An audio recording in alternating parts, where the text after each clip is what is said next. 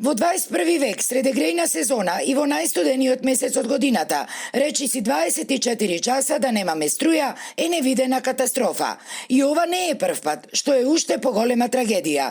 Реагираат жители од битолската приградска населба Долно Оризари, која брои околу 2500 жители и кои велат дека и покрај баснословните сметки, сепак одевана биле оставени на милост и немилост. Секој месец немаме поеднаш дали по 2 пати во везното.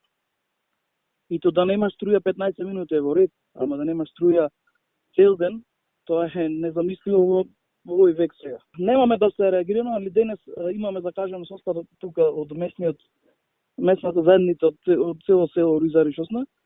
Сакаме да направиме состанок, да се организираме неколку души кои ќе прифати како, да одиме до Евана, до базата на Евана, па да видиме што ќе направиме или да го решат ова нешто, вака ќе не можеме. Ова е веќе несватливо, имаме фамилии, дечи на дома, да немаш 24 сати струја во ова време, не знам како да го коментираме.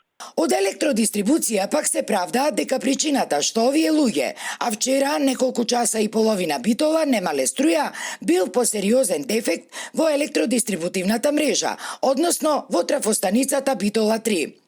Екипите на електродистрибуција веднаш излегоа на терен и работеа на отстранување на дефектот.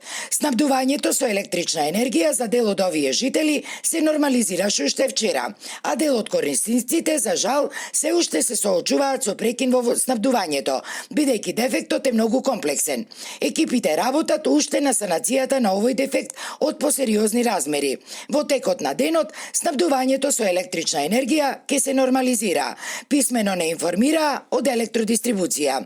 Инаку, колку за подсетување, од почетокот на годинава има и нови, значително повисоки сметки на електричната енергија, за што голем број граѓани бурно реагираа и на социјалните мрежи.